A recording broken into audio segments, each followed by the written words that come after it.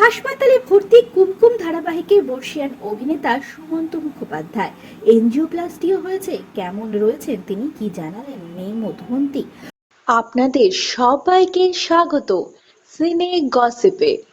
বন্ধুরা, প্রবীণ অভিনেতা সুমন্ত মুখোপাধ্যায় অসুস্থ, তাকে হাসপাতালে ভর্তি করানো হয়েছে। এনজিওপ্লাস্টিও করানো হয়েছে তাকে। আচমকায় অসুস্থ হয়ে পড়েন তিনি। জনপ্রিয় সংবাদ মাধ্যমের তরফ থেকে তার মেয়ে মধুবন্তী মুখোপাধ্যায়ের সঙ্গে যোগাযোগ করা হয়। মেয়ে জানিয়েছেন অভিনেতার অবস্থা এখন স্থিতিশীল। মধুবন্তী সংবাদ মাধ্যমে জানিয়েছেন, 11ই জুলাই বাড়িতেই আচমকা বুকে ব্যথা অনুভব করেন। তারপর আমি নিয়ে যাই চিকিৎসকের কাছে। ইসিজির পর চিকিৎসক হাসপাতালে ভর্তি করানোর পরামর্শ দেন। তখনই তাদের জানানো হয়েছিল হৃদরোগে আক্রান্ত হয়েছেন সুমন্ত। আইসিইউতে ভর্তি করানো হয়েছিল। অভিনেতার মেয়ে জানিয়েছেন, অভিনেতা খাওয়া দাওয়া কথাবার্তা সবই স্বাভাবিক, এমনিতে কোনো অসুবিধা নেই। এনজিওপ্লাস্টিও হয়েছে তার। এই মুহূর্তে অভিনেতাকে দেখা যাচ্ছে কুমকুম ধারাবাহিকে অভিনয় করতে।